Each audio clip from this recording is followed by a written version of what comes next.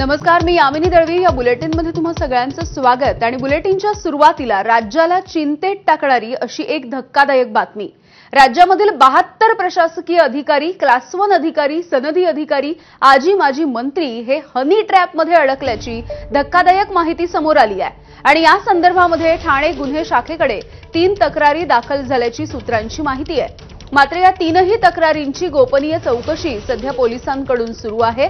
नाशिकमधील एक वरिष्ठ अधिकारी, नवी मुंबईमधील एक व्यक्ती आणि ठाण्यामधील एका बड्या व्यक्तीने या तक्रारी केल्याची सूत्रांची माहिती आहे. या 3ही तक्रारींमध्ये गंभीर स्वरूपाचे आरोप आहेत. या संदर्भामध्ये उच्चस्तरीय गोपनीय चौकशी सध्या केली जाते आहे. मात्र अजूनही या संदर्भात गुन्हा दाखल झालेला नाही. त्यामुळे एक मोठी आणि तितकीच धक्कादायक अशी बातमी. कारण राज्यामधील 72 प्रशासकीय अधिकारी, क्लास 1 अधिकारी, सनदी अधिकारी, आजी माजी मंत्री यापैकी काही जण हनी ट्रॅपमध्ये अडकल्याची ही धक्कादायक बाब सध्या समोर आलेली आहे.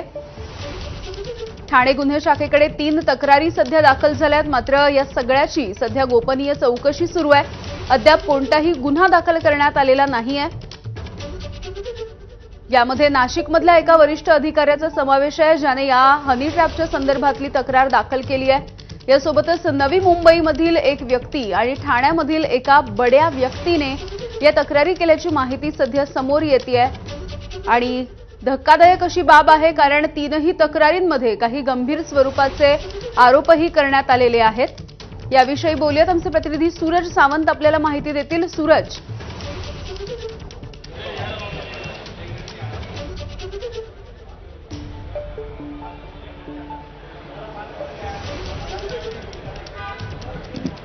इथे रेंजचा इश्यू इथे या. सूरज, माझा आवाज पोहोचतो तुमच्यापर्यंत. 72 प्रशासकीय अधिकारी, क्लास 1 अधिकारी, सनदी अधिकारी किंवा आजी माजी मंत्री यापैकी काही जण हनी ट्रॅपमध्ये अडकल्याची धक्कादायक बातमी. जिल्हा